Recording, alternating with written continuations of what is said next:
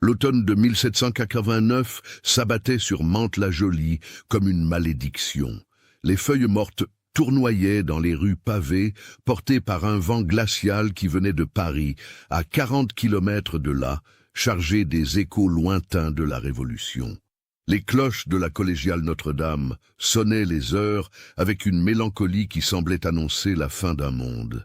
Dans ce décor d'anxiété collective, l'Hôtel-Dieu de Mantes se dressait comme une forteresse de pierre grise au bord de la Seine, ses murs épais abritant les mourants, les malades et les désespérés que la Nouvelle-France révolutionnaire semblait avoir oubliés. Valentine Simon traversait les couloirs sombres de l'hôpital avec la grâce silencieuse d'un fantôme. À 28 ans, elle incarnait le dévouement incarné aux yeux du personnel médical débordé. Ses cheveux châtain foncé, toujours tirés en un chignon strict sous sa coiffe blanche immaculée, encadraient un visage aux traits délicats, mais curieusement inexpressifs. Ses yeux, d'un bleu glacial presque transparent, semblaient regarder à travers les gens plutôt que vers eux. Ses mains, toujours propres malgré le chaos constant de l'hôpital, bougeaient avec une précision chirurgicale lorsqu'elle administrait les soins. L'aile des mourants, comme on l'appelait sans détour, occupait le dernier étage de l'hôpital, là où les plafonds bas et les fenêtres étroites laissaient à peine passer la lumière du jour. C'était le royaume de Valentine.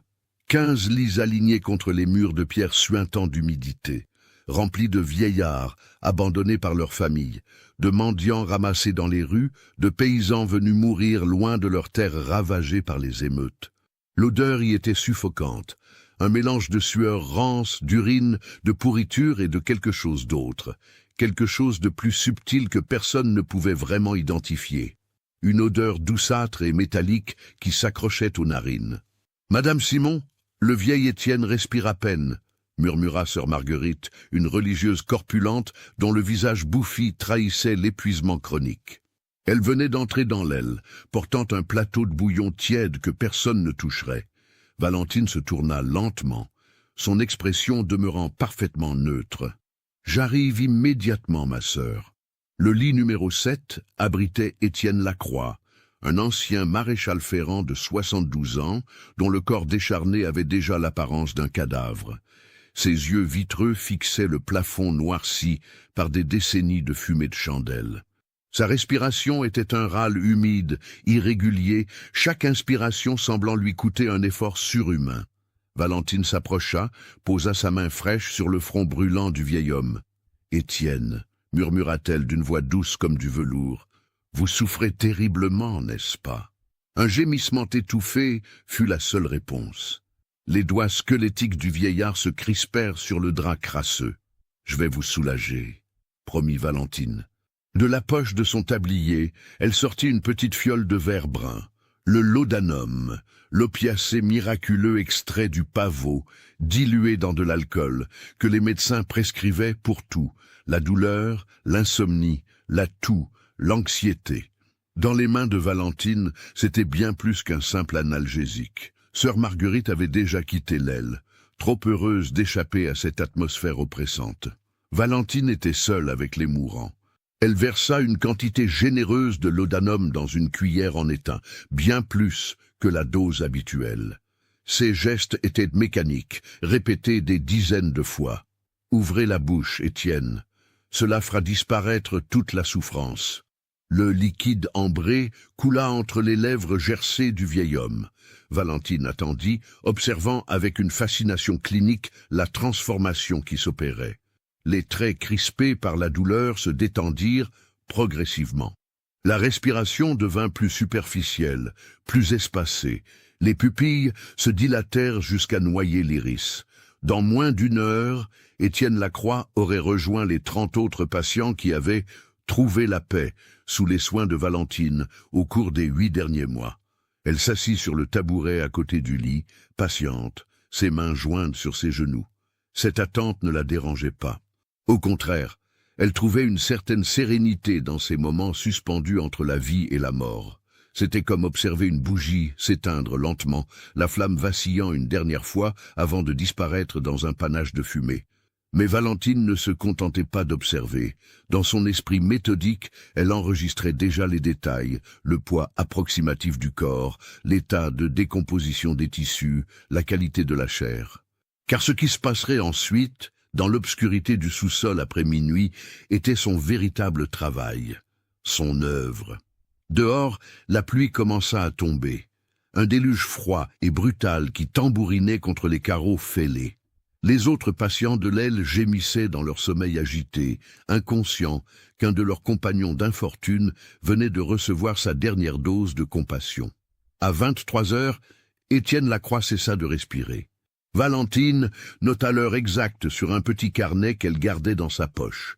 Elle recouvrit le corps d'un drap grisâtre, puis descendit informer le gardien de nuit.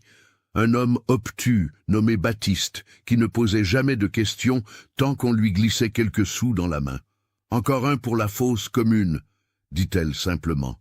Baptiste hocha la tête, à peine réveillé de sa torpeur alcoolisée. « J'enverrai les porteurs demain matin. »« Non », répondit Valentine avec une fermeté inhabituelle. « Je m'en occupe cette nuit. Les autres patients n'ont pas besoin de se réveiller à côté d'un cadavre. » Le gardien haussa les épaules. Qu'est-ce que ça pouvait lui faire? Un mort de plus ou de moins dans cet hôpital de malheur? Comme vous voulez, Madame Simon. Vous êtes dévouée, faut le dire. Dévouée. Le mot résonna dans l'esprit de Valentine, tandis qu'elle remontait à l'aile des mourants. Oui, elle était dévouée. Mais pas de la manière dont ces idiots l'imaginaient. Son dévouement allait bien au-delà de la simple charité chrétienne. C'était une mission, presque une vocation, une quête qui la consumait depuis qu'elle avait découvert, dans les manuscrits jaunis de son défunt père, un apothicaire excentrique qui avait étudié les pratiques médicinales anciennes, les secrets oubliés de la médecine hermétique européenne. L'idée que l'essence vitale d'un être humain pouvait être préservée, concentrée, absorbée par un autre pour prolonger la vie et maintenir la jeunesse, n'était pas nouvelle. Pendant des siècles, les alchimistes et les médecins secrets avaient expérimenté avec les fluides corporels, croyant que le sang, la moelle, certains organes contenaient la quintessence de l'âme. Valentine avait lu les comptes rendus de Paracelse, les traités obscurs sur la mumia, cette substance extraite des cadavres et utilisée comme panacée universelle. Ce qui pour d'autres n'était que superstition médiévale était devenu pour elle une obsession rationnelle. À minuit et demi, l'hôpital était plongé dans un silence relatif, troublé seulement par les toux occasionnels et les gémissements des malades. Valentine enveloppa le corps d'Étienne dans le drap et, avec une force surprenante pour sa stature délicate, le hissa sur ses épaules. Le couloir menant aux escaliers de service était désert. Elle descendit 2 étages, puis emprunta un passage étroit qui menait aux anciennes caves de l'hôpital, des sections que plus personne n'utilisait depuis des années. Au bout d'un dédale de corridors humides, aux murs couverts de salpêtre, une porte de bois massif fermée par un cadenas dont elle seule possédait la clé. Valentine déverrouilla et poussa le battant qui grinça sinistrement. L'odeur qui s'échappa était indescriptible, un mélange de putréfaction, de substances chimiques et de quelque chose de brûlé. Elle alluma une lanterne à huile qui révéla l'étendue de son sanctuaire secret. La salle était vaste, voûtée, ses pierres datant probablement de l'époque médiévale. Contre les murs, des étagères chargées de bocaux en verre contenant des liquides de différentes couleurs, certains clairs comme de l'eau, d'autres épais et bruns, quelques-uns d'un rouge profond presque noir. Des étiquettes manuscrites indiquaient des dates et des initiales. Au centre de la pièce trônait une table en bois massif, tachée de substances séchées, que la lumière tremblante de la lanterne faisait briller comme de la laque sombre. Valentine déposa le corps d'Étienne sur la table. Elle retira son tablier et enfila une longue blouse de toile qu'elle réservait à ces moments. Puis, avec des gestes d'une précision troublante, elle commença son rituel. D'abord, l'extraction du sang. Elle avait appris à localiser les principales artères et veines, à les inciser avec précision pour drainer le maximum de fluide vital. Le sang s'écoulait dans un large récipient en céramique placé sous la table. Pendant ce temps, Valentine murmurait des phrases qu'elle avait mémorisées dans les anciens grimoires, des formules en latin médiéval qui n'avaient probablement aucun pouvoir réel, mais qui lui donnaient l'impression de participer à quelque chose de plus grand, de plus ancien qu'elle-même.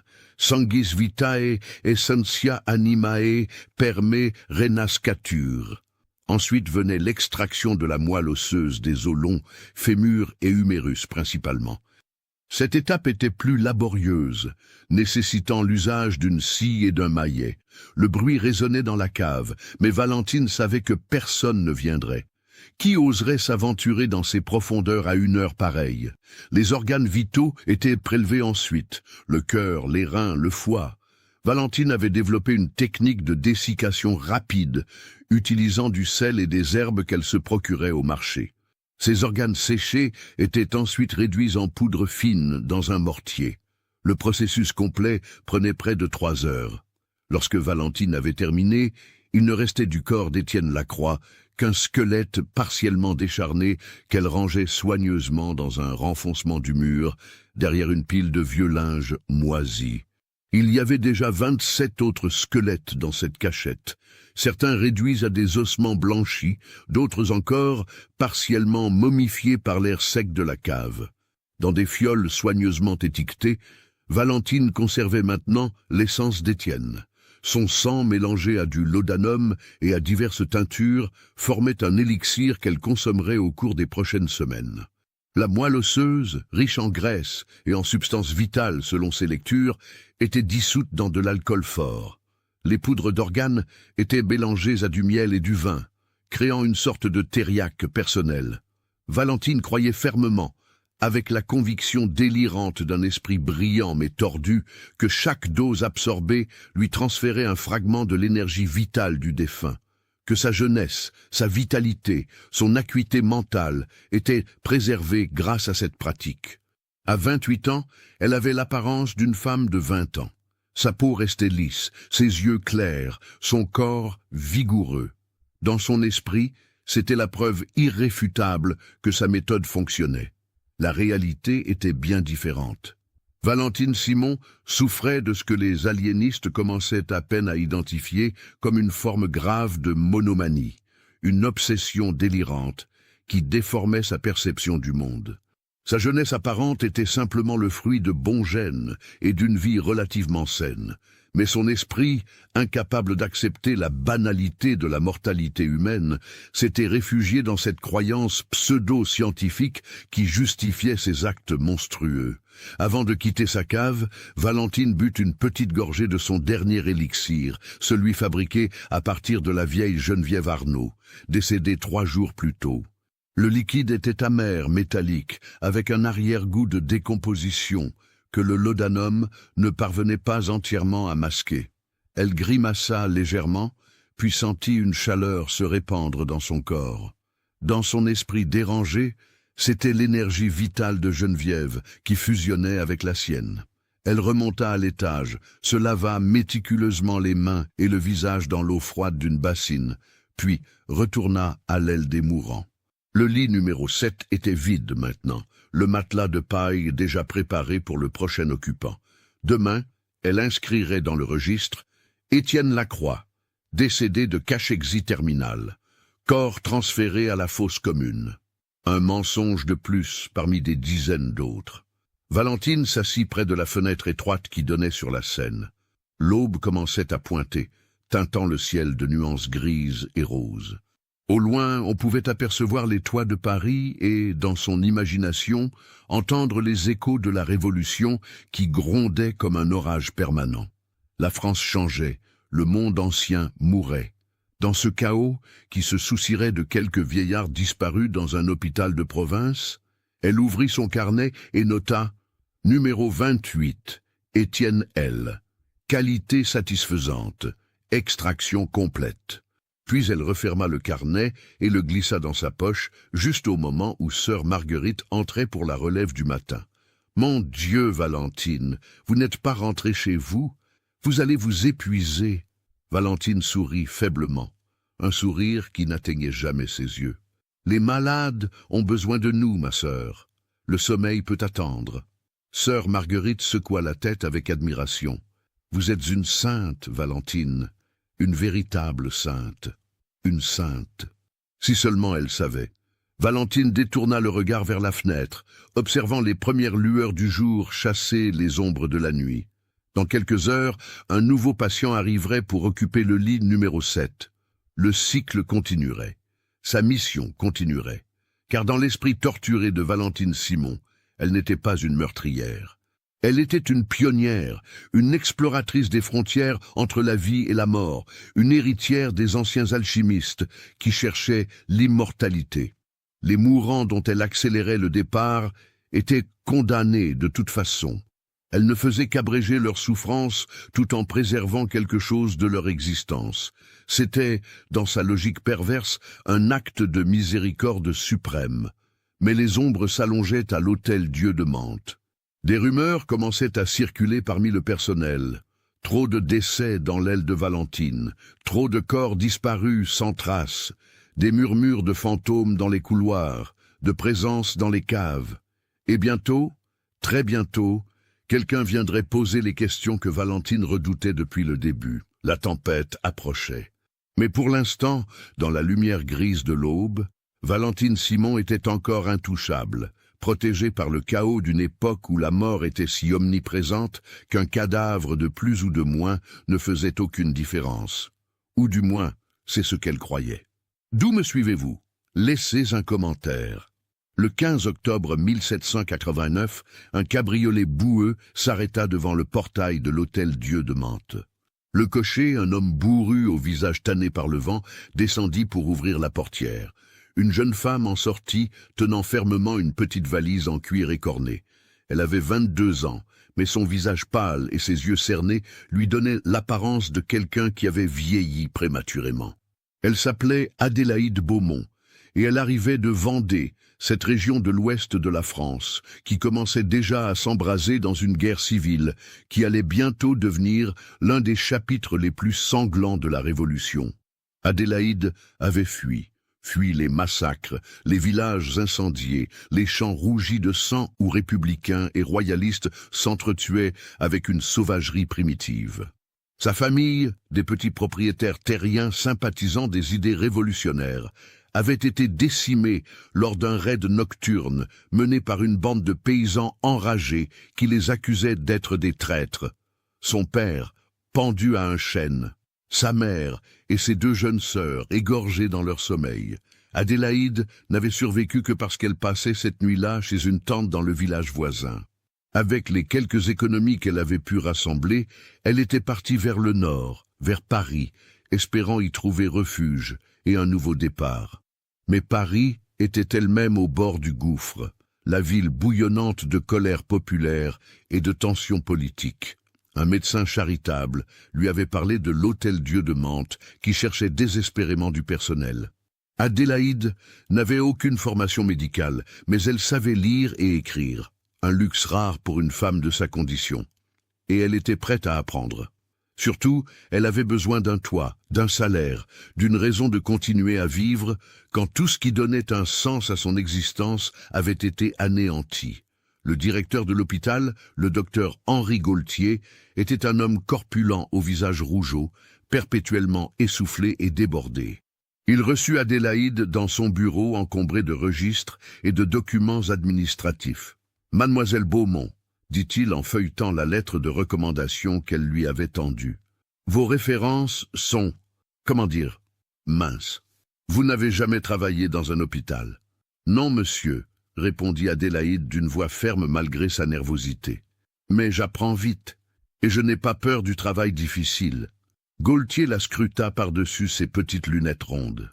Il voyait une jeune femme maigre, vêtue d'une robe simple mais propre, avec des cheveux blonds tirés en arrière et des yeux verts qui, malgré la fatigue, brillaient d'une détermination farouche. Il soupira. Avec le chaos actuel, il ne pouvait pas se permettre d'être trop exigeant.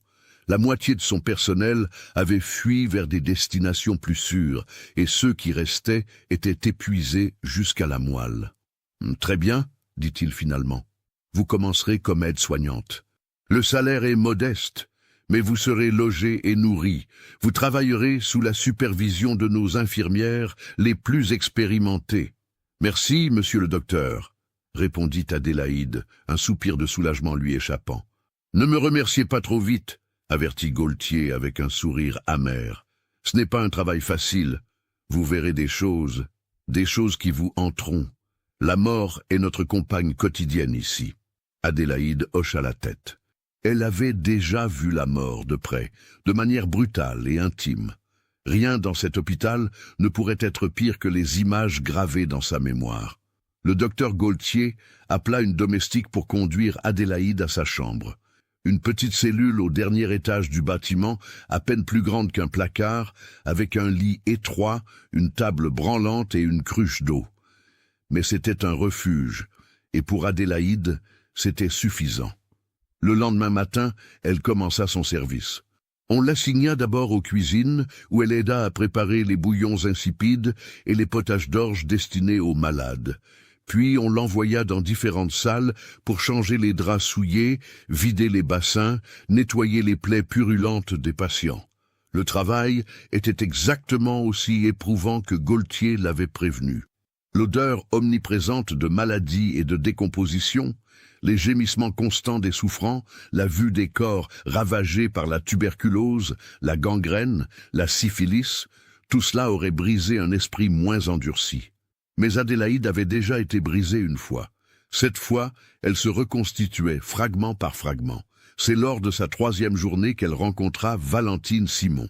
Adélaïde montait des seaux d'eau fraîche à l'aile des mourants lorsqu'elle croisa une femme mince en tenue d'infirmière, descendant les escaliers avec une grâce inhabituelle. Leurs regards se croisèrent un bref instant. Adélaïde fut frappée par les yeux de cette femme, d'un bleu si pâle qu'ils semblèrent presque dépourvus de couleur, comme 2 morceaux de glace. Il y avait quelque chose de dérangeant dans ce regard, quelque chose qui donnait envie de détourner les yeux. « Vous êtes nouvelle », dit Valentine sans préambule. Sa voix était douce, mélodieuse même, mais complètement dénuée de chaleur. « Oui, madame, je m'appelle Adélaïde Beaumont, Valentine Simon. Je m'occupe de l'aile du dernier étage. » Elle marqua une pause, ses yeux scannant Adélaïde de la tête aux pieds, comme si elle l'évaluait. « Vous venez de loin ?»« De Vendée, madame. » Quelque chose passa dans le regard de Valentine. De l'intérêt, de la curiosité, Adélaïde ne put le déterminer. La Vendée, terrible, ce qui se passe là-bas. Vous avez perdu des proches? Adélaïde sentit sa gorge se serrer. Toute ma famille. Valentine hocha lentement la tête, comme si cette information la satisfaisait d'une certaine manière. La mort nous accompagne tous en ces temps troublés. Ici, à l'hôpital, nous apprenons à l'accepter, à la comprendre. Elle se rapprocha légèrement, et Adélaïde remarqua une odeur étrange émanant d'elle, quelque chose de chimique et de douceâtre, masqué par du parfum de lavande. Peut-être un jour travaillerez-vous avec moi. J'ai besoin d'une assistante, quelqu'un de fiable. Avant qu'Adélaïde puisse répondre, Valentine était déjà partie, disparaissant dans le couloir sombre avec cette démarche silencieuse qui semblait être sa caractéristique. Les jours suivants, Adélaïde entendit parler de Valentine Simon à plusieurs reprises. Les autres employés de l'hôpital en parlaient avec un mélange de respect et de malaise. « Madame Simon est extraordinaire », disait sœur Marguerite. « Elle ne quitte jamais son poste. Elle est là jour et nuit. » Mais une jeune aide-soignante nommée Thérèse chuchotait autre chose. Il y a quelque chose d'étrange chez elle. Vous avez remarqué comme elle ne sourit jamais vraiment. Et tous ces patients qui meurent dans son aile. Les malades meurent partout dans cet hôpital, rétorqua une autre infirmière. C'est la nature même de notre travail. Oui, mais pas à ce rythme, insista Thérèse. Mon cousin a été porteur ici il y a quelques mois. Il m'a dit qu'il transportait au moins 3 ou 4 corps par semaine, rien que de l'aile de Madame Simon. C'est inhabituel. Adélaïde écoutait ces conversations sans y participer, mais les paroles s'imprimaient dans son esprit. Après ce qu'elle avait vécu en Vendée, elle avait développé un instinct particulier pour détecter le danger, une sorte de 6e sens qui lui avait permis de survivre. Et quelque chose dans Valentine Simon activait ce même instinct. 2 semaines après son arrivée, on demanda à Adélaïde de porter des médicaments à l'aile des mourants. C'était la fin de l'après-midi, et la lumière automnale filtrait faiblement à travers les fenêtres étroites, projetant des ombres allongées sur les murs de pierre. Valentine était là, assise à côté d'un lit où gisait une vieille femme squelettique, la peau tendue sur les os comme du parchemin jauni. « Ah, Adélaïde !» dit Valentine en levant les yeux. « Posez les fioles sur la table. » Adélaïde s'exécuta, mais au lieu de partir immédiatement, elle resta près de l'entrée, observant Valentine.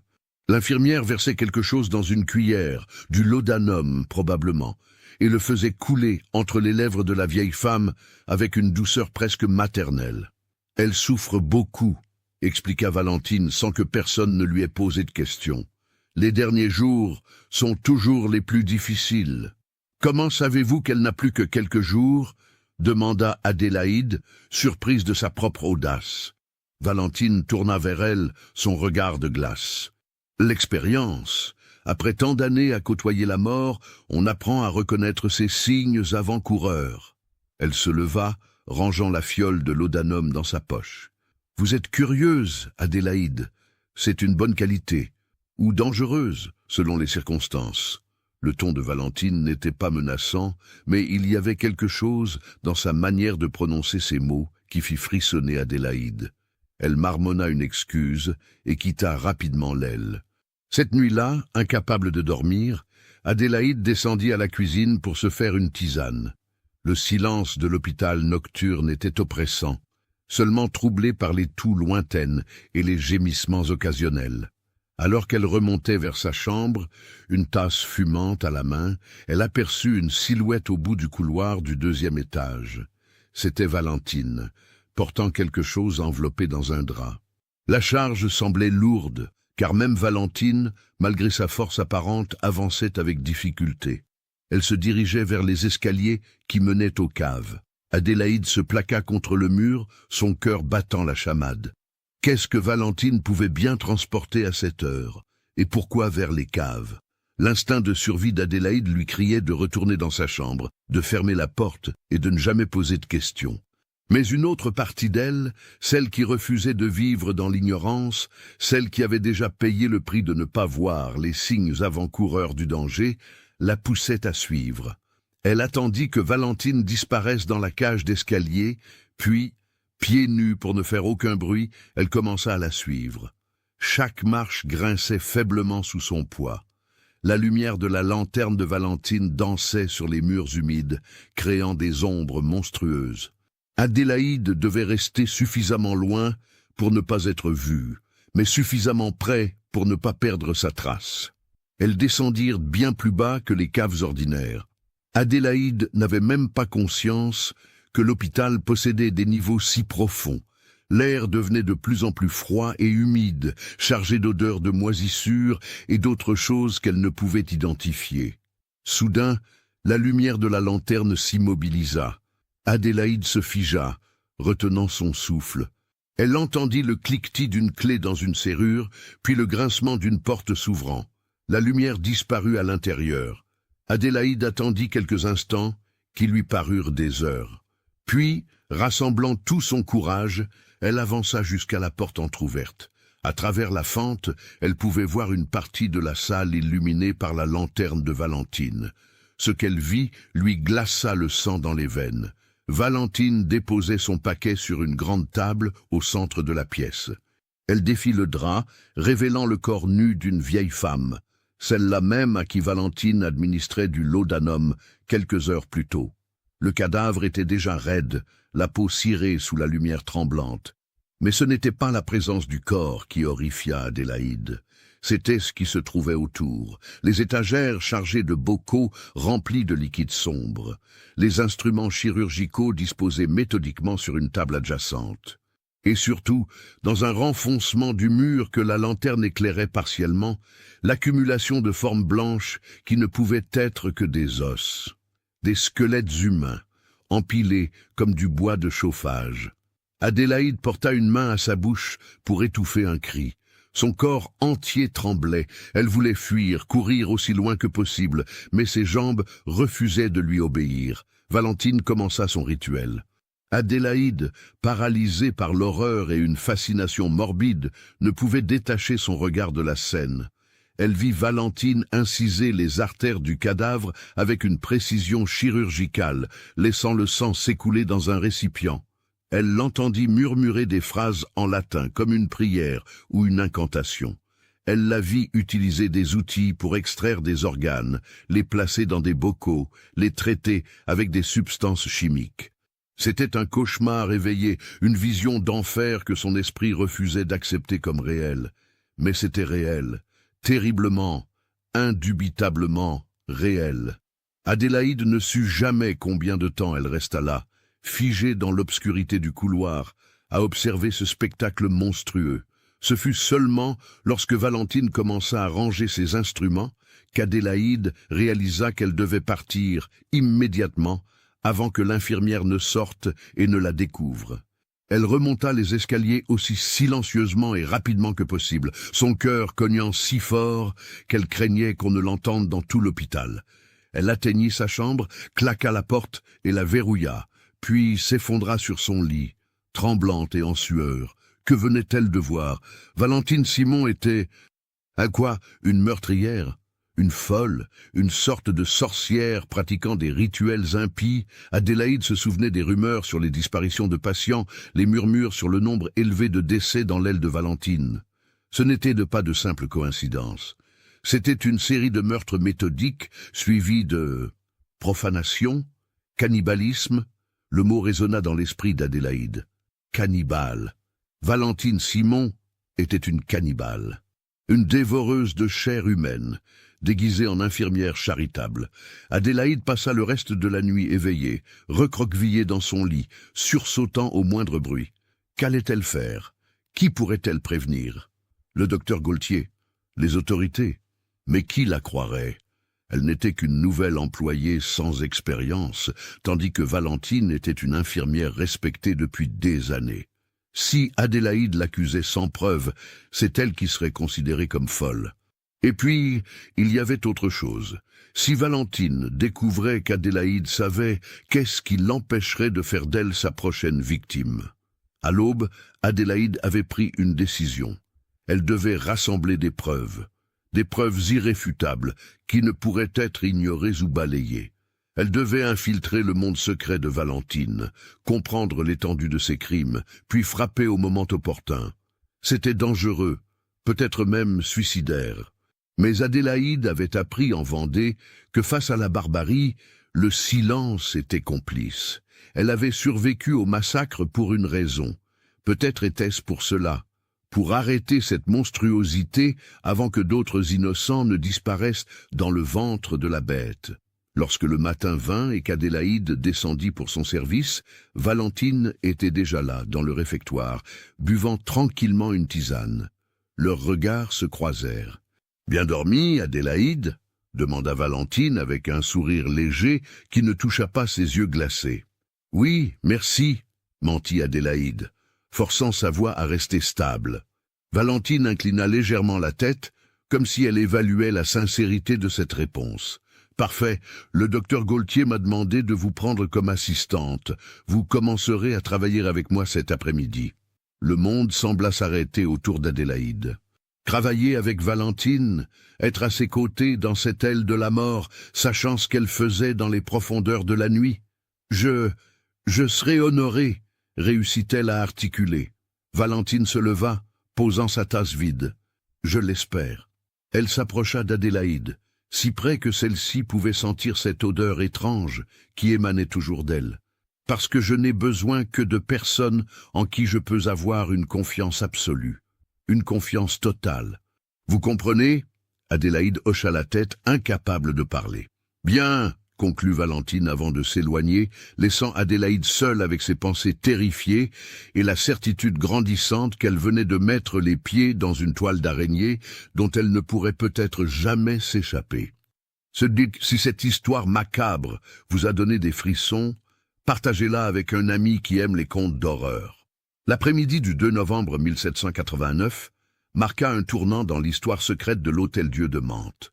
Dehors, le vent d'automne fouettait les rues pavées, arrachant les dernières feuilles des arbres le long de la Seine. À Paris, l'Assemblée nationale constituante débattait de la nationalisation des biens du clergé, tandis que dans les campagnes, la peur et la colère fermentaient comme du vin tourné. Mais dans l'aile des mourants de l'hôpital, une autre révolution, bien plus intime et terrifiante, était sur le point de se produire. Adélaïde avait passé les 3 dernières semaines à travailler aux côtés de Valentine Simon. Chaque jour, un exercice d'équilibre entre la dissimulation de sa peur et la collecte discrète d'informations. Elle avait appris à imiter la manière efficace dont Valentine administrait les soins, à anticiper ses besoins, à rester silencieuse quand la situation l'exigeait, mais surtout, elle avait commencé à comprendre les patterns, les cycles qui régissaient les meurtres de Valentine.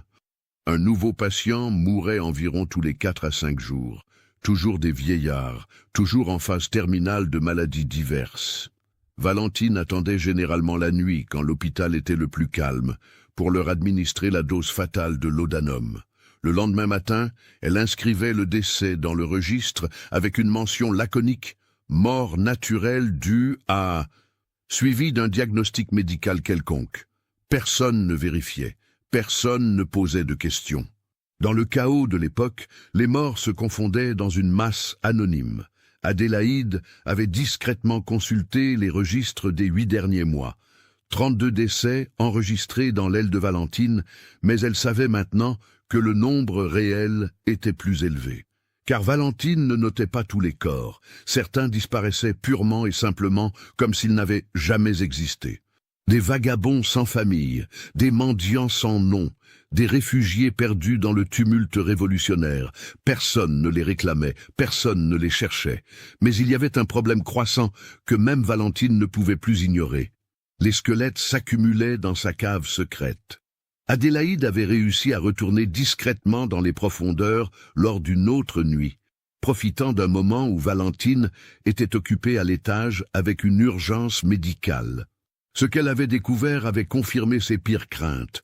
Les ossements de près de 30 personnes s'entassaient dans ce caveau morbide, certains encore couverts de lambeaux de chair momifiée.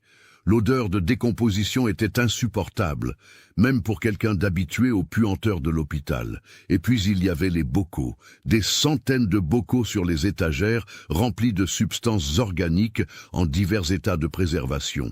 Adélaïde avait lu quelques-unes des étiquettes à la lumière tremblante de sa chandelle. Sang de PM, août 1789.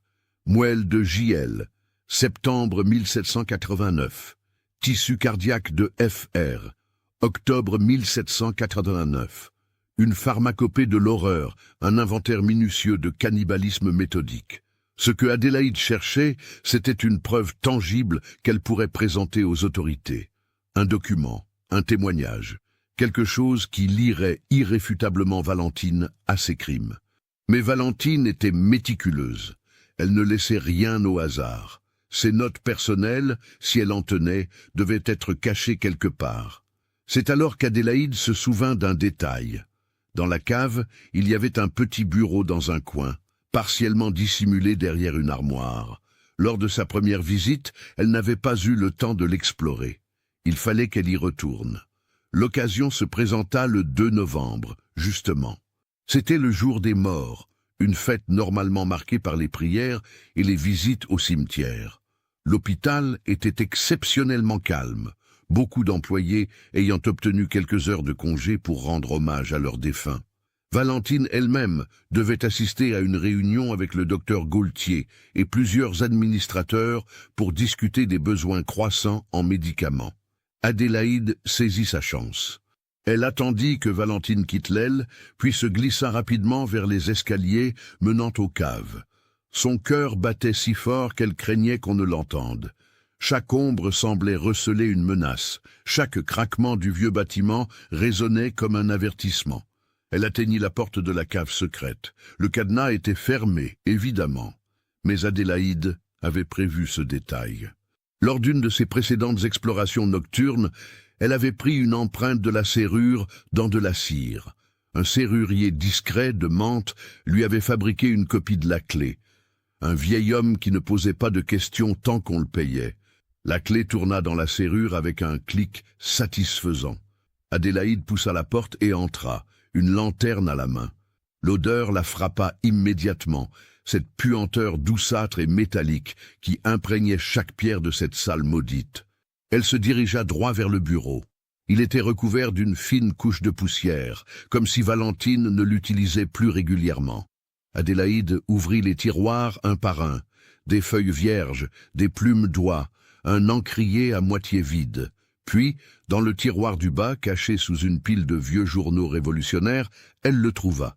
Un journal intime, un cahier relié de cuir noir, les pages couvertes d'une écriture fine et serrée. Les mains tremblantes, Adélaïde l'ouvrit à une page au hasard. 15 août 1789. Aujourd'hui, j'ai libéré Pierre Marchand de ses souffrances. 68 ans. Cancer des poumons en phase finale. Il m'a fallu 20 minutes pour extraire la quantité optimale de sang. La qualité est excellente. Son essence sera ajoutée à mon élixir principal. Je sens déjà les effets de mes précédentes absorptions. Ma peau est plus lumineuse, mon esprit plus vif. Les anciens savaient. L'essence vitale peut être transférée, préservée, immortalisée. Je suis la preuve vivante de leur théorie. Adélaïde tourna d'autres pages, son horreur grandissant à chaque ligne. 3 septembre 1789. Marguerite Fontaine, 75 ans. Démence sénile avancée. Elle ne reconnaissait plus personne, ne parlait plus. Quelle vie avait-elle encore? Je lui ai offert la paix, et en échange, elle m'a offert sa vitalité. C'est un échange équitable, une symbiose entre la mort et la vie. Pourquoi personne d'autre ne le comprend-il? 20 septembre 1789. Difficulté croissante pour disposer des restes. Le renfoncement du mur est presque plein. Je devrais bientôt trouver une autre solution. Peut-être la Seine? Non, trop risqué. Les corps pourraient être découverts. Il faut que je réfléchisse à une méthode plus permanente. Page après page, Valentine documentait ses crimes avec une froideur clinique, comme un scientifique notant les résultats d'expérience. Mais au fil des entrées, Adélaïde remarqua un changement de ton. Les justifications pseudo-médicales laissaient progressivement place à quelque chose de plus sombre, de plus mystique. 10 octobre 1789. Je les entends parfois, la nuit, les voix de ceux que j'ai libérés. Ils me parlent, me guident, ils me remercient. Marguerite me dit que j'ai bien fait, que sa souffrance a enfin un sens. Pierre m'assure que son essence vit maintenant en moi, plus forte et plus pure qu'elle ne l'a jamais été dans son corps malade. Ce n'est pas de la folie, c'est la vérité que les autres refusent de voir. Adélaïde sentit un frisson glacé parcourir son échine. Valentine n'était pas seulement une meurtrière, elle souffrait d'une forme grave de délire, une psychose qui lui faisait croire qu'elle entendait les voix de ses victimes, que son cannibalisme rituel avait une justification spirituelle. Mais l'entrée la plus révélatrice était la dernière, datée du 1er novembre, la veille, la nouvelle fille, Adélaïde Beaumont. Elle me pose problème. Je sens qu'elle observe, qu'elle devine. Son regard n'est pas innocent. Elle a la méfiance de quelqu'un qui a déjà côtoyé la mort de près. Mais peut-être est-ce précisément ce dont j'ai besoin. Une complice, quelqu'un qui pourrait comprendre ma mission. Ou si elle refuse, quelqu'un dont l'essence vitale pourrait considérablement renforcer mon élixir. Elle est jeune, en bonne santé, son sang serait exquis. Le journal faillit s'échapper des mains d'Adélaïde. Valentine savait. Ou du moins, elle soupçonnait. Et elle envisageait déjà de faire d'Adélaïde sa prochaine victime. Il fallait partir, immédiatement. Prendre ce journal et fuir vers la première autorité disponible. Mais Adélaïde savait que cela ne suffirait pas. Un journal pouvait être contesté, considéré comme un faux. Elle avait besoin de preuves physiques, de témoins, d'une confrontation directe. C'est alors qu'elle entendit le bruit. Des pas dans l'escalier. Quelqu'un descendait. La panique envahit Adélaïde. Elle referma rapidement le journal et le remit dans le tiroir exactement comme elle l'avait trouvé. Puis, elle se cacha derrière l'armoire, éteignant sa lanterne, retenant sa respiration. La porte s'ouvrit. La lumière d'une autre lanterne illumina la salle. Valentine entra, mais elle n'était pas seule. « Je vous assure, docteur Gaultier, que mes méthodes sont parfaitement orthodoxes, » disait-elle d'une voix calme et assurée. Le docteur Gaultier suivait, essoufflé par la descente. « Je ne mets pas en doute votre compétence, Valentine, mais ces rumeurs, 30 décès en 8 mois dans votre aile, c'est inhabituel. Les patients que l'on m'assigne sont en phase terminale, répliqua Valentine. C'est précisément parce qu'ils sont mourants qu'ils sont placés sous ma responsabilité. Certes, certes. Gaultier toussa, manifestement mal à l'aise. Mais certains employés prétendent avoir entendu des bruits étranges, provenant des caves la nuit. Et il y a cette odeur. Valentine guida Gaultier vers le centre de la salle, loin de l'endroit où Adélaïde se cachait. Cette partie de l'hôpital est ancienne, docteur. Les canalisations sont défectueuses. Quant au bruit, ce sont probablement des rats. Oui, sans doute, marmonna Gaultier, scrutant nerveusement les ombres autour de lui. Tout de même, je devrais examiner. Il n'y a rien à examiner ici, coupa Valentine avec une fermeté qui surprit le docteur. Mais si vous insistez, je peux vous montrer mes registres. Chaque décès est documenté, chaque traitement justifié. Gaultier semblait tiraillé. D'un côté, son devoir médical lui commandait d'investiguer. De l'autre, Valentine était son infirmière la plus fiable, et il avait désespérément besoin d'elle. Très bien. Montrez-moi ces registres. Si tout est en ordre, nous n'en parlerons plus. Ils quittèrent la salle, refermant la porte derrière eux. Adélaïde attendit plusieurs minutes, son corps tremblant de tous ses membres. Elle avait failli être découverte. Et elle venait de comprendre quelque chose d'essentiel. Les soupçons commençaient à se répandre. Valentine était sous surveillance, même si cette surveillance était encore timide. C'était maintenant ou jamais. Adélaïde devait agir avant que Valentine ne se débarrasse des preuves, ou avant qu'elle ne s'en prenne à Adélaïde elle-même. Elle sortit de sa cachette, ralluma sa lanterne et s'approcha des étagères de bocaux. Elle en prit 3, choisissant ceux dont les étiquettes étaient les plus explicites. Puis elle se dirigea vers le renfoncement où s'entassaient les squelettes. Avec un courage qu'elle ne se connaissait pas, elle prit un crâne humain, preuve indéniable de la présence de cadavres. Enveloppant ces objets macabres dans un sac de toile qu'elle avait apporté, Adélaïde quitta la cave aussi vite et silencieusement qu'elle le put. Elle remonta les étages, le cœur cognant, s'attendant à chaque instant à voir surgir Valentine. Elle atteignit sa chambre sans encombre et cacha le sac sous son lit. Puis elle s'assit, essayant de calmer sa respiration frénétique et de réfléchir à ses prochaines actions. Le commissaire de police de Mantes-la-Jolie s'appelait Jacques Roussel, un homme d'une 50aine d'années, aux manières brusques mais au regard intelligent. Adélaïde le trouva à son bureau ce soir-là, examinant des rapports sur les troubles dans la région. « Monsieur le commissaire », commença Adélaïde d'une voix qu'elle s'efforçait de garder ferme, « je dois vous signaler un crime terrible qui se commet à l'Hôtel-Dieu. » Roussel leva les yeux de ses papiers, l'air à la fois intrigué et sceptique. « Un crime? De quelle nature? Meurtre, multiples meurtres et profanation de cadavres. » L'expression du commissaire se durcit. « Ce sont des accusations graves, mademoiselle. Sur quoi se fondent-elles » Adélaïde déposa le sac sur le bureau. « Sur ses preuves. » Lorsque Roussel ouvrit le sac et découvrit son contenu, son visage devint livide. Il saisit l'un des bocaux, lisant l'étiquette avec une horreur croissante.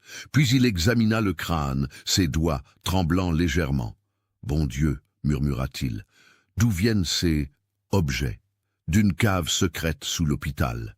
Une infirmière nommée Valentine Simon y dissèque les corps de ses victimes et conserve leurs organes. » Adélaïde prit une profonde inspiration. Elle les tue avec des overdoses de laudanum, puis utilise leurs restes pour fabriquer des élixirs qu'elle consomme. Elle croit que cela lui permet d'absorber leur essence vitale. Roussel fixa Adélaïde avec incrédulité. « Vous êtes sérieuse ? » ?»« Mortellement sérieuse, monsieur le commissaire.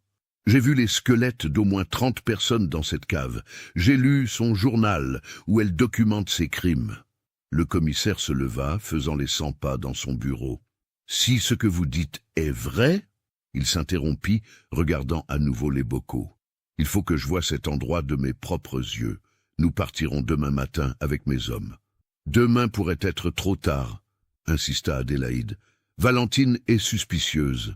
Le docteur Gaultier est déjà venu inspecter les lieux aujourd'hui. Si elle pense qu'elle est sur le point d'être démasquée, elle détruira les preuves, ou elle fuira. » Roussel réfléchit un instant, puis hocha la tête. « Très bien, nous irons ce soir. Dans 2 heures, je rassemble mes hommes. » Adélaïde sentit un poids immense se soulever de ses épaules. Enfin, quelqu'un la croyait. Enfin, justice allait être rendue. Mais ce qu'elle ne savait pas, c'est que Valentine, à ce moment précis, était en train de lire une page de son journal qu'elle avait ouverte à son retour à la cave après avoir raccompagné Gaultier. Une page qu'elle était certaine d'avoir laissée fermée. Quelqu'un avait fouillé dans ses affaires, quelqu'un savait, et Valentine Simon, face au danger de découverte, n'avait plus rien à perdre. Soutenez notre chaîne en cliquant sur le bouton « Merci » en forme de cœur, afin que nous puissions continuer à vous proposer des histoires aussi sombres et captivantes que celle-ci. La nuit du 2 novembre 1789 serait gravée dans l'histoire de Mantes-la-Jolie comme la nuit des ombres. Les chroniques locales n'en parleraient que des années plus tard, et encore, en chuchotant, comme on évoque un cauchemar trop horrible pour être dit à voix haute. Mais pour ceux qui la vécurent, cette nuit fut l'incarnation même de la terreur, un moment où les frontières entre la civilisation et la barbarie se dissolvèrent complètement. Adélaïde était retournée à l'hôpital après sa visite au commissaire Roussel, espérant agir normalement jusqu'à l'arrivée de la police. Mais dès qu'elle franchit le seuil de l'Hôtel-Dieu, elle sentit que quelque chose avait changé. L'atmosphère était lourde, oppressante, comme si l'air lui-même était chargé d'électricité avant un orage. Valentine était dans l'aile des mourants, mais elle n'effectuait aucun soin. Elle était simplement assise près de la fenêtre, le regard perdu dans l'obscurité du dehors. Lorsqu'elle entendit Adélaïde entrer, elle se tourna lentement. Son expression était indéchiffrable, mais ses yeux bleus glacial, brillaient d'une lueur étrange, presque fébrile. « Adélaïde, » dit-elle doucement, « j'espérais que vous reviendriez. » Quelque chose dans le ton de Valentine fit frissonner Adélaïde. « Je devais finir mon service. » Bien sûr. Valentine se leva avec cette grâce silencieuse qui lui était propre. « Dites-moi, Adélaïde, croyez-vous en la destinée, en l'idée que certaines rencontres ne sont pas accidentelles ?» Adélaïde recula imperceptiblement vers la porte. « Je ne sais pas, Madame Simon. Appelez-moi Valentine. Après tout, nous sommes proches maintenant. » Elle fit un pas vers Adélaïde. « Vous êtes différente des autres. Je l'ai su dès notre première rencontre. Vous avez regardé la mort en face, n'est-ce pas? En Vendée. Vous avez vu ce dont les humains sont capables quand ils abandonnent leur masque de civilité. C'était de la barbarie, murmura Adélaïde, sa main cherchant discrètement la poignée de la porte derrière elle. De la barbarie, répéta Valentine avec un sourire énigmatique, ou de l'honnêteté. Nous sommes tous des prédateurs, Adélaïde. Certains chassent pour la nourriture, d'autres pour le pouvoir, d'autres encore pour l'immortalité. Elle s'approcha encore. « Vous étiez dans ma cave aujourd'hui. » Le sang d'Adélaïde se glaça. « Je ne mentais pas. » La voix de Valentine restait douce. Mais il y avait maintenant une dureté d'acier en dessous. « Vous avez touché mon journal. Vous avez pris des choses qui m'appartiennent. » Ses yeux se plissèrent. « Où sont mes bocaux, Adélaïde ?» Adélaïde saisit la poignée, mais avant qu'elle ne puisse l'ouvrir, Valentine bondit avec une vitesse inhumaine. Sa main se referma sur le poignet d'Adélaïde dans une étreinte de fer. La force de cette femme apparemment frêle était stupéfiante. « Vous avez parlé, » murmura Valentine, son visage maintenant si proche de celui d'Adélaïde qu'elles auraient pu s'embrasser. « À qui? La police? Gaultier? » « Vous êtes folle, » haleta Adélaïde, luttant pour se libérer. « Laissez-moi partir. »« Folle !» Valentine rit, un son creux et sans joie. C'est ce qu'il disait de Paracels, de tous les grands esprits qui ont osé repousser les frontières de la science. Mais je ne suis pas folle, Adélaïde. Je suis illuminée. J'ai percé le secret que l'humanité cherche depuis l'aube des temps. » Elle tira brutalement Adélaïde loin de la porte, la projetant contre le mur. Les patients dans leur lit gémissaient faiblement, trop faibles ou trop confus pour comprendre ce qui se passait. « Vous auriez pu être ma disciple, » continua Valentine, sortant de sa poche une petite seringue. « J'aurais partagé mes connaissances avec vous. Nous aurions pu continuer le travail ensemble, perfectionner la méthode.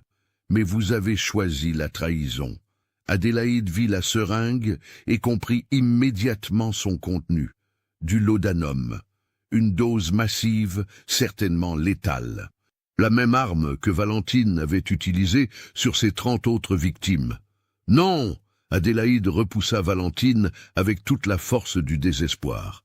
Elles luttèrent, renversant une table de médicaments dans un fracas de verre brisé. Valentine était plus forte, plus expérimentée dans le combat, mais Adélaïde avait l'énergie de la survie. La seringue tomba et roula sous un lit. Les deux femmes la cherchèrent des yeux simultanément. Valentine fut la plus rapide, plongeant pour la récupérer. Mais Adélaïde saisit un chandelier sur une étagère et l'abattit sur la tête de Valentine. Le coup résonna dans la salle. Valentine s'effondra, étourdie, du sang coulant d'une coupure sur son front. Adélaïde ne perdit pas de temps. Elle courut vers la porte, l'ouvrit et dévala les escaliers en hurlant « Au secours! À l'aide !» Son cri réveilla tout l'hôpital. Des portes s'ouvrirent, des têtes apparurent. Baptiste, le gardien de nuit, émergea de sa loge en titubant, encore à moitié endormi. « Qu'est-ce qui se passe ? » « Valentine Simon, elle a essayé de me tuer, elle est la meurtrière !» Derrière Adélaïde, elle entendit des pas rapides. Elle se retourna et vit Valentine en haut des escaliers, le visage couvert de sang, la seringue à la main, ses yeux brillants d'une lueur démente. « Vous ne comprenez pas !» cria Valentine à l'assemblée grandissante d'employés stupéfaits. « Elle va tout détruire, mon œuvre, des années de recherche. Cette femme est une meurtrière !» hurla Adélaïde. Elle tue les patients et dissèque leurs corps dans les caves. Un murmure horrifié parcourut la foule. Le docteur Gaultier, réveillé par le tumulte, apparut en robe de chambre. Que signifie tout ceci? Avant que quiconque ne puisse répondre, Valentine descendit les escaliers lentement, comme dans une transe. « Ils étaient déjà morts, » dit-elle d'une voix étrangement calme. « Ou mourants, je ne leur ai fait aucun mal. Je les ai libérés de la souffrance. Et j'ai préservé leur essence. C'est de la science, de la vraie science. »« Mon Dieu !» murmura Gaultier, son visage devenant blanc comme un linge. « Valentine, qu'as-tu fait ?» Ce qui devait être fait. Valentine avait maintenant atteint le bas des escaliers. Elle regardait autour d'elle, constatant que toutes les issues étaient bloquées par la foule. « Vous ne pouvez pas comprendre, aucun d'entre vous. Vous êtes trop limité. » C'est alors que la porte principale de l'hôpital s'ouvrit avec fracas. Le commissaire Roussel entra, accompagné de 6 gendarmes armés de mousquets. « Valentine Simon, vous êtes en état d'arrestation pour suspicion de meurtre. » Valentine regarda les gendarmes, puis Adélaïde, puis à nouveau les gendarmes. Une expression étrange passa sur son visage, ni peur ni colère, mais quelque chose qui ressemblait presque à de la résignation.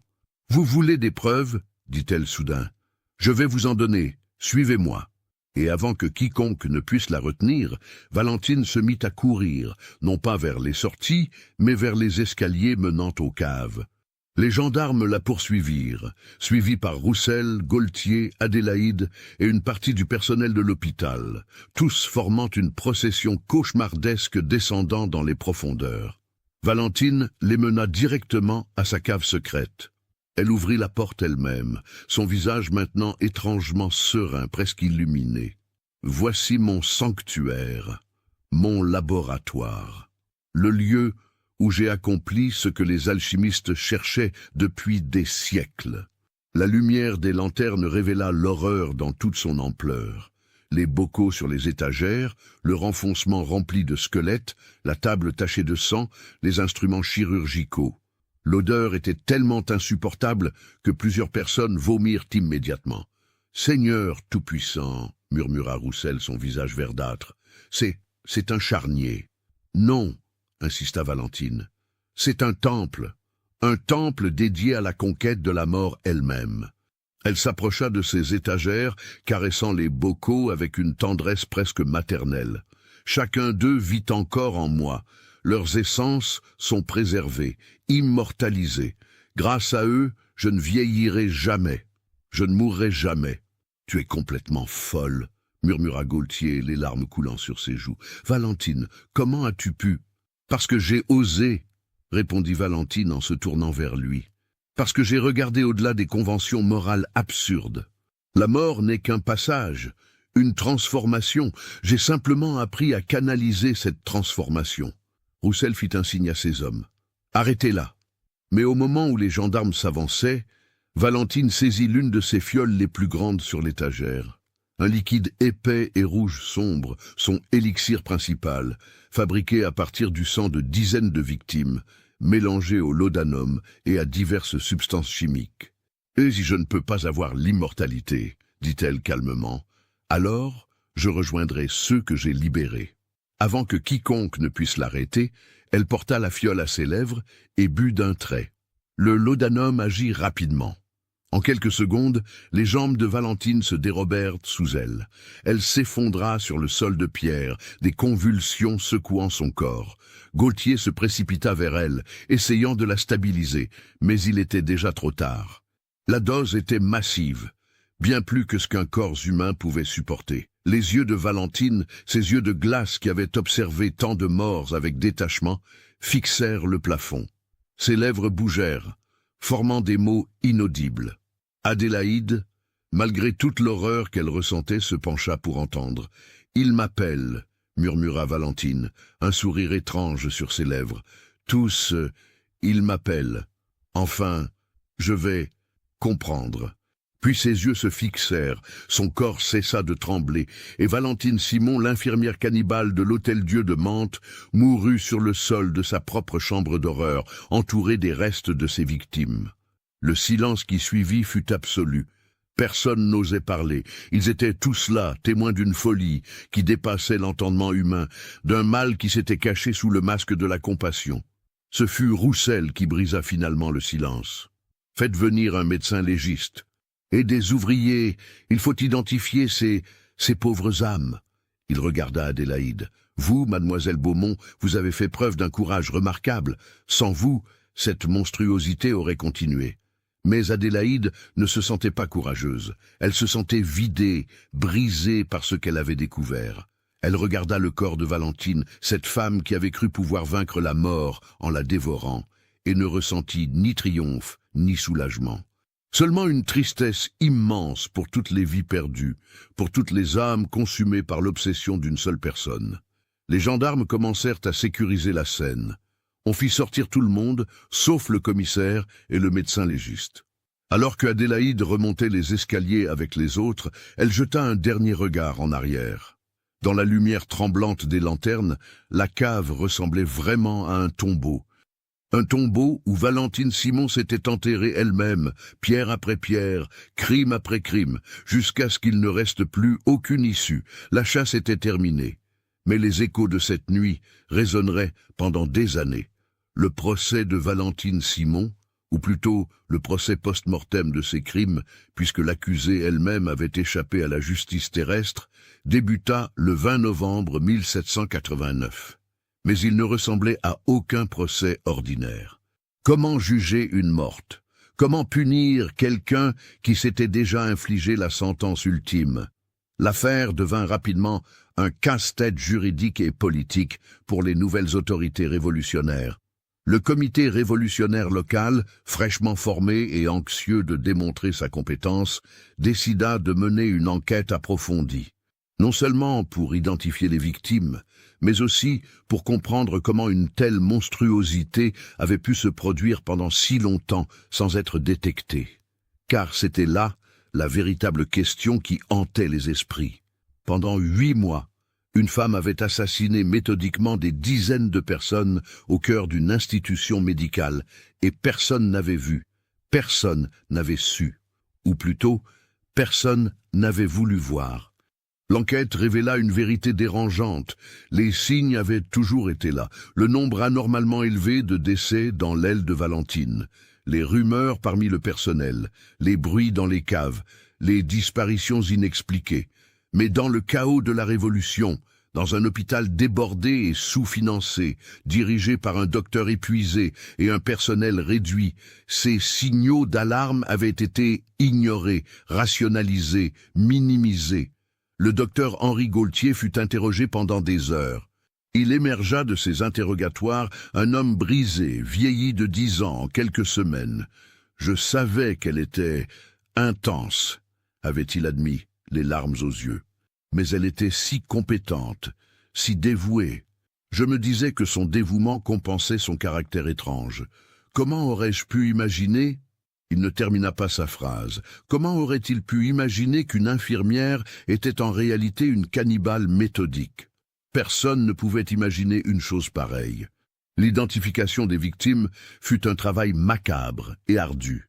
Le médecin légiste, un homme nommé François Lemaire, passa des semaines dans la cave maudite, cataloguant chaque os, chaque bocal, chaque fragment de preuve. Grâce au registre de l'hôpital, aux enquêtes auprès des familles et aux notes partielles de Valentine elle-même, ils parvinrent à identifier 23 des 31 victimes confirmées. Les noms furent gravés sur une plaque commémorative.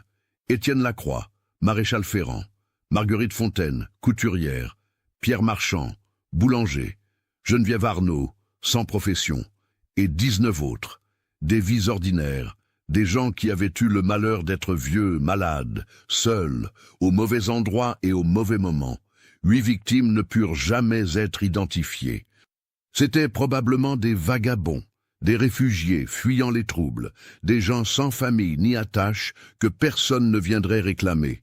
Ces anonymes furent enterrés dans une fosse commune au cimetière de Mantes, sous une simple croix portant l'inscription « Aux victimes inconnues, que Dieu accueille leurs âmes ». Quant au corps de Valentine elle-même, il posa un problème théologique et pratique. Pouvait-on enterrer une cannibale en terre consacrée? L'Église locale, déjà affaiblie par les réformes révolutionnaires qui confisquaient ses biens, refusa catégoriquement. Finalement, sur ordre du comité révolutionnaire, le corps de Valentine fut incinéré. Une pratique encore rare à l'époque, réservée aux cas les plus extrêmes. Ses cendres furent dispersées dans la Seine, effaçant ainsi physiquement toute trace de son existence. Mais effacer la mémoire était une autre affaire. Pour Adélaïde Beaumont, les semaines qui suivirent la découverte furent une épreuve d'une nature différente. Elle devint instantanément célèbre, ou plutôt infâme. La jeune femme qui démasqua l'infirmière cannibale. C'est ainsi que les journaux révolutionnaires de Paris titraient leurs articles sensationnalistes. Des gravures, la représentant souvent de manière inexacte et dramatisée, circulaient dans les cafés et les marchés. Adélaïde détestait cette notoriété. Elle avait voulu sauver des vies, pas devenir une curiosité publique. Les gens la regardaient dans les rues avec un mélange de fascination morbide et de malaise, comme si elle portait elle-même la souillure des crimes qu'elle avait révélés. Le commissaire Roussel lui offrit une recommandation élogieuse et une somme d'argent en récompense de son courage civique. Le comité révolutionnaire voulait faire d'elle un symbole, la vigilance citoyenne triomphant de la corruption cachée. Mais Adélaïde refusa poliment toute cérémonie publique. Elle voulait juste retrouver une vie normale, ou du moins aussi normale que possible, après avoir regardé dans l'abîme. Elle démissionna de l'Hôtel-Dieu. Comment aurait-elle pu continuer à travailler là, à marcher dans ces couloirs hantés par les fantômes de 31 victimes? Le bâtiment lui-même semblait souillé, imprégné d'une malédiction invisible. D'ailleurs, de nombreux membres du personnel démissionnèrent également. Certains par culpabilité, d'autres par simple horreur. L'aile des mourants fut fermée pendant plusieurs mois, le temps de tout nettoyer, de tout désinfecter. Mais même après sa réouverture, les patients refusaient d'y être placés. Les rumeurs de fantômes et de malédictions se répandirent. On disait que la nuit, on pouvait entendre des gémissements provenant des caves, que l'odeur douceâtre de décomposition persistait malgré tous les efforts de nettoyage. Quant à la cave secrète elle-même, On décida finalement de la murer complètement. Le comité révolutionnaire considéra qu'il valait mieux enterrer ce lieu maudit, le condamner à l'oubli. Des maçons furent appelés, et en 3 jours, l'entrée fut scellée derrière un mur de briques épais. On peignit par-dessus, on déplaça des meubles devant. Officiellement, cette cave n'existait plus. Mais les secrets ont une manière de ressurgir. Des décennies plus tard, lors de travaux de rénovation de l'hôpital au milieu du XIXe siècle, des ouvriers redécouvriraient cette cave murée. Les squelettes et les bocaux avaient depuis longtemps pourri et s'étaient désintégrés. Mais la table de dissection était toujours là, ainsi que les instruments chirurgicaux. Un historien local documenta la découverte, ravivant brièvement l'histoire de Valentine Simon. Puis, la cave fut à nouveau scellée et l'histoire retomba dans l'oubli. Adélaïde, quant à elle, quitta Mantes-la-Jolie au printemps 1790. Elle utilisa l'argent de la récompense pour voyager vers le sud, loin des souvenirs douloureux, loin de la célébrité non désirée. Elle s'installa dans un petit village près de Lyon, où personne ne la connaissait, où elle pouvait recommencer. Elle trouva du travail comme institutrice, enseignant aux enfants du village à lire et à écrire. C'était une vie simple, paisible, exactement ce dont elle avait besoin. Mais les cauchemars persistèrent pendant des années. Des rêves où elle était de retour dans cette cave, où Valentine se levait de sa table de dissection, où les bocaux se brisaient et les squelettes s'animaient. Avec le temps, ces cauchemars s'espacèrent. La mémoire humaine est résiliente, elle filtre, elle atténue, elle cicatrise. Adélaïde finit par se marier, un menuisier local, un homme simple et bon qui ne connaissait rien de son passé. Elle eut 2 enfants, une fille et un garçon. Elle vieillit tranquillement, enseigna pendant 40 ans, fut respectée dans sa communauté. Elle ne parla jamais de Mantes-la-Jolie, de l'Hôtel-Dieu, de Valentine Simon. Ses souvenirs étaient enfermés dans un compartiment scellé de son esprit, comme cette cave murée sous l'hôpital. Certaines choses sont trop sombres pour être partagées, même avec ceux qu'on aime. Adélaïde Beaumont mourut en 1852. À l'âge de 85 ans, entourée de sa famille.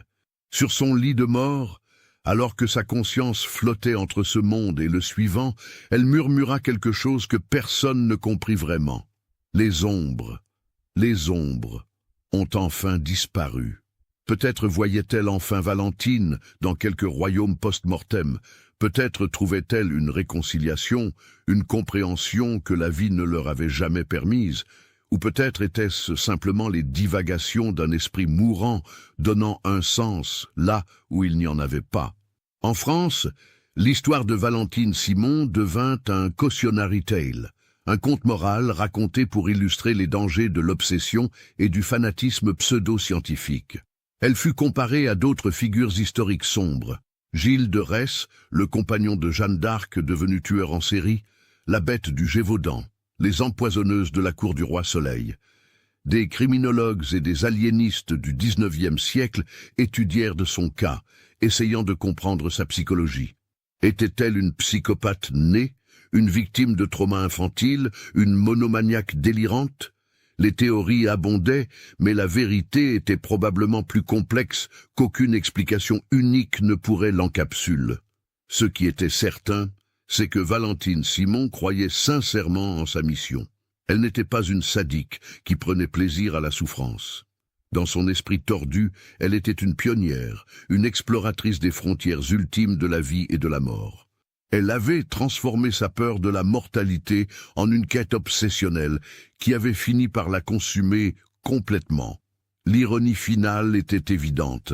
En cherchant l'immortalité à travers le cannibalisme rituel, Valentine n'avait réussi qu'à précipiter sa propre mort et à s'assurer que son nom serait à jamais associé à l'horreur plutôt qu'à la science. Aujourd'hui, l'Hôtel-Dieu de Mantes-la-Jolie a depuis longtemps été démoli. À sa place se dresse un bâtiment moderne, un centre communautaire où les enfants jouent et les familles se rassemblent. Très peu de gens dans la ville moderne se souviennent de l'histoire qui s'est déroulée là. Une petite plaque discrète, installée par la Société historique locale, mentionne simplement « Sur ce site se trouvait l'Hôtel-Dieu, 1720-1820, en mémoire de tous ceux qui y souffrirent et trouvèrent refuge. » Aucune mention de Valentine Simon. Aucune mention des 31 victimes, comme si le temps lui-même avait décidé que certaines histoires méritaient d'être oubliées. Mais l'oubli n'est jamais total. Dans les archives départementales, dans les dossiers jaunis et poussiéreux, l'histoire attend. Le rapport du commissaire Roussel, le journal de Valentine, les transcriptions des interrogatoires, les dessins anatomiques du médecin légiste. Tout est là, préservé pour les générations futures qui voudront comprendre comment une personne peut tomber si profondément dans les ténèbres. Et pour ceux qui cherchent vraiment, qui creusent suffisamment profond dans l'histoire, la leçon reste la même. Le mal ne porte pas toujours un visage monstrueux. Parfois, il porte l'uniforme blanc d'une infirmière. Parfois, il se cache derrière la façade de la compassion. Parfois, il se justifie avec les mots de la science et du progrès. La véritable horreur de Valentine Simon n'était pas tant dans ses actes, aussi terribles fussent-ils, mais dans la facilité avec laquelle elle les rationalisa. Dans sa capacité à transformer le meurtre en rituel, l'exploitation en exploration, le cannibalisme en quête d'immortalité. C'est cette transformation du mal en bien, du crime en mission, qui représente peut-être le danger le plus profond. Car si Valentine pouvait se convaincre qu'elle faisait œuvre de science et de progrès en dépouillant les morts de leur humanité, qu'est-ce qui empêche d'autres, dans des circonstances différentes, de se convaincre de leur propre rectitude morale alors qu'ils commettent l'impensable? La Révolution française elle-même allait bientôt illustrer ce principe à une échelle nationale. La terreur, qui débuterait quelques années après les événements de Mantes-la-Jolie, verrait des milliers de têtes tomber sous la guillotine, chaque exécution justifiée au nom de la vertu républicaine, du progrès, de la nécessité historique. Valentine Simon était d'une certaine manière un symptôme de son époque. Une époque où les anciennes certitudes s'effondraient, où les frontières entre le bien et le mal devenaient floues, où la mort était si omniprésente qu'elle en perdait presque son caractère sacré. Mais elle était aussi intemporelle. Son histoire est un avertissement qui transcende les époques et les contextes. Un rappel que la vigilance est nécessaire, que les institutions doivent être surveillées, que les signes d'alarme ne doivent jamais être ignorés par commodité ou par fatigue. Adélaïde Beaumont l'avait compris. Elle avait payé le prix de sa vigilance en cauchemars et en souvenirs traumatiques, mais elle avait sauvé d'innombrables vies en refusant de détourner le regard face au mal. Et peut-être est-ce là le véritable héroïsme, non pas l'absence de peur, mais le courage de regarder l'horreur en face et de dire non, même quand tout le monde autour de vous ferme les yeux. Les ombres de l'Hôtel-Dieu de Mantes se sont dissipées avec le temps. La cave est scellée, les squelettes sont enterrés, les victimes sont en paix. Valentine Simon est depuis longtemps poussière, dispersée dans les eaux de la Seine, qui continue de couler, indifférente aux drames humains qui se jouent sur ses rives. Mais l'histoire demeure. Dans les archives, dans les mémoires, dans les leçons non apprises et répétées à travers les générations. Elle attend, patient rappel, que l'humanité porte en elle les graines aussi bien de la plus grande compassion que de la plus profonde cruauté. Et que la ligne entre les deux est parfois terriblement mince. Paris, 1825, 36 ans après les événements de Mantes-la-Jolie. Dans un petit appartement du quartier latin, un homme âgé nommé Lucien Beaumont, le fils d'Adélaïde, triait les affaires de sa mère récemment décédée. Parmi les lettres jaunies, les livres usés et les souvenirs d'une vie bien remplie, il découvrit une boîte en bois de rose fermée par un cadenas rouillé. Il fallut plusieurs minutes pour forcer la serrure. À l'intérieur, Lucien trouva un cahier relié de cuir, quelques coupures de journaux datant de 1789 et une lettre scellée portant l'inscription « À ouvrir seulement après ma mort ». Avec des mains tremblantes, Lucien brisa le sceau et déplia les pages fragiles. C'était une lettre de sa mère, écrite de sa main élégante mais un peu tremblante. probablement rédigé dans ces dernières années. Mon cher Lucien, si tu lis ces mots, c'est que je ne suis plus de ce monde. Je t'ai caché beaucoup de choses durant ma vie, non par honte, mais par amour, pour te protéger d'un fardeau qui n'aurait jamais dû être le tien.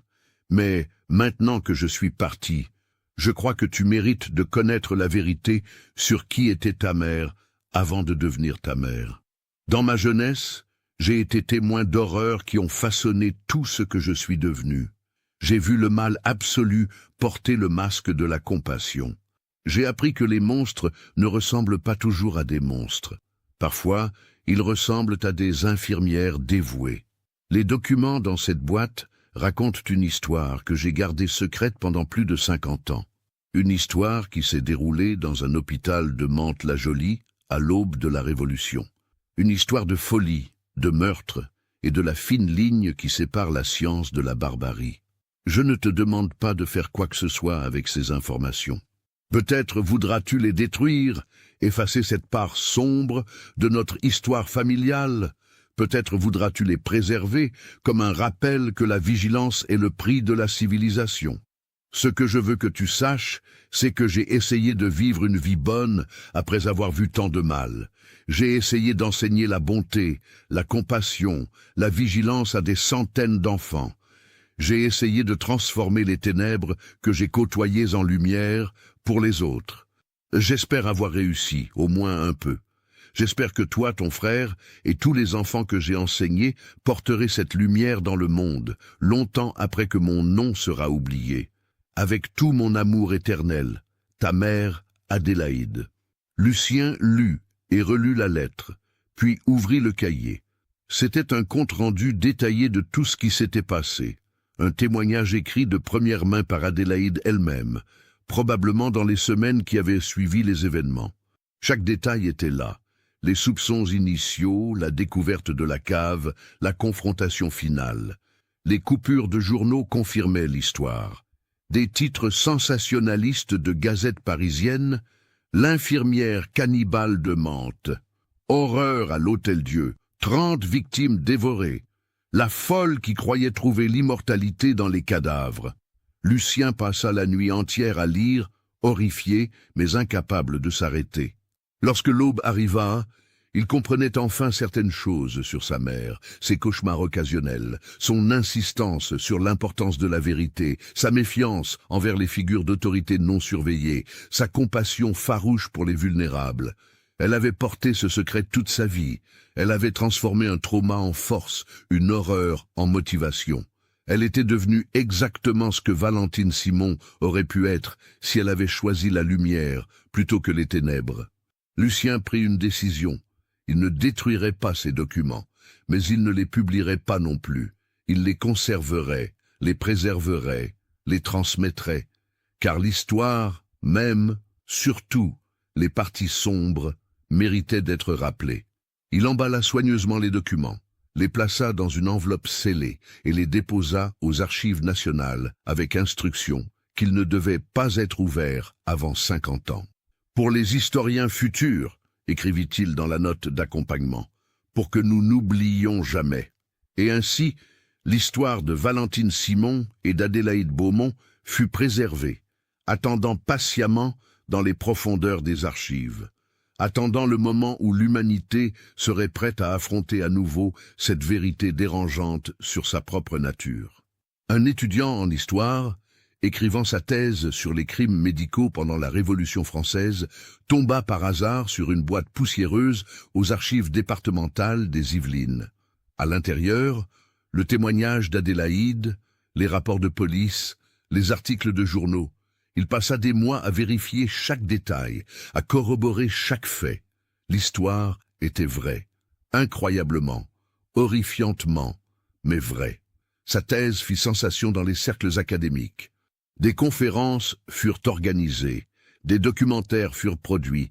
L'histoire de Valentine Simon ressurgit dans la conscience collective, non plus comme un conte moral vague, mais comme un cas d'étude précis sur la psychologie criminelle, sur les failles institutionnelles, sur les dangers du fanatisme pseudo-scientifique. Et Adélaïde Beaumont fut finalement reconnue, non plus comme la jeune femme qui démasqua l'infirmière cannibale, mais comme un exemple de courage civil, de refus de la complaisance, de la nécessité de témoigner même quand le témoignage est douloureux. Une petite exposition fut montée au musée de l'histoire de la médecine à Paris.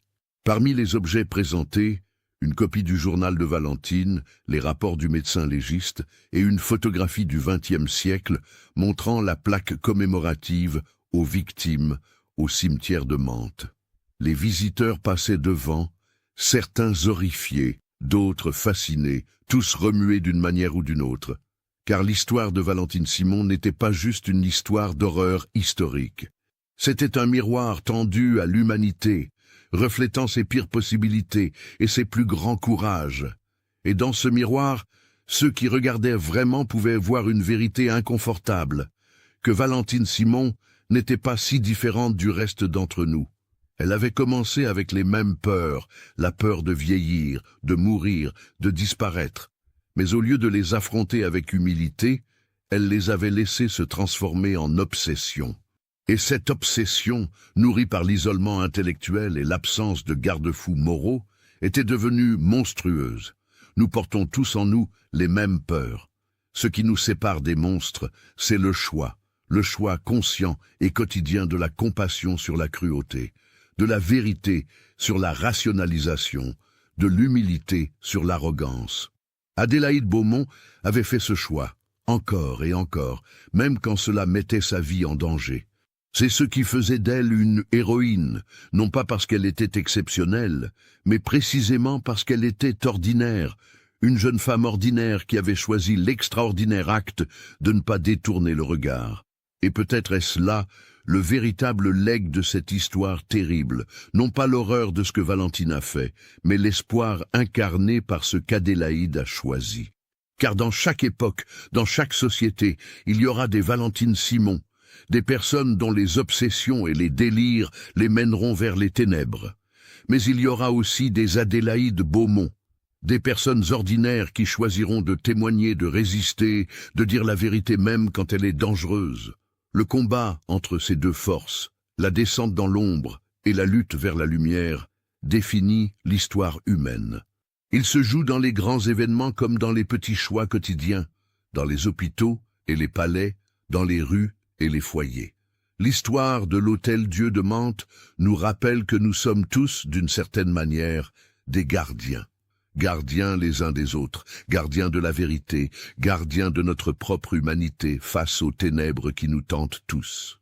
Et que lorsque nous voyons les ombres s'allonger, lorsque nous remarquons les signes avant-coureurs du mal, nous avons le devoir sacré de ne pas détourner les yeux, de ne pas rationaliser, de ne pas minimiser, de témoigner, de résister, d'allumer une bougie plutôt que de maudire l'obscurité. C'est la leçon finale de Valentine et d'Adélaïde. C'est le message qui traverse 2 siècles et demi pour nous atteindre aujourd'hui. Les ombres sont toujours là, mais la lumière aussi. Le choix nous appartient. Qu'avez-vous pensé de l'histoire? Laissez votre commentaire ci-dessous et partagez vos réflexions sur ce cas terrifiant. Envie d'autres histoires d'horreur mêlant histoire et mystère? Abonnez-vous, activez la cloche de notification et partagez avec ceux qui aiment le côté obscur de l'humanité. À bientôt pour le prochain cauchemar.